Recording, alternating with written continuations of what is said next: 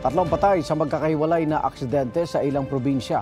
Sa San Juan, Ilocos Sur, nahuli kang pagsalpok ng motorsiklo sa isang garong sa National Highway sa Barangay Labnig.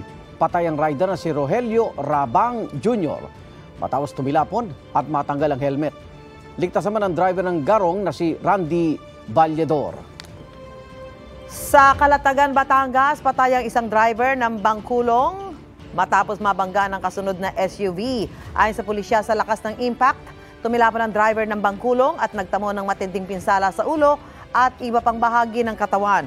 Nagkausap na raw ang mga kaanak ng nasawing driver at ang driver ng SUV. Sa San Antonio, Quezon, patay ang isang rider matapos bumangga sa poste ng ilaw. Ayon sa San Antonio Police, binabagtas ng rider ang pakurbang bahagi ng kalsada nang sumalpok siya sa poste. Wala raw suot na helmet ang rider. Igan, mauna ka sa mga balita. Mag-subscribe sa GMA Integrated News sa YouTube. Sa mga kapuso abroad, subaybayan nyo kami sa GMA Pinoy TV at sa www.gmanews.tv.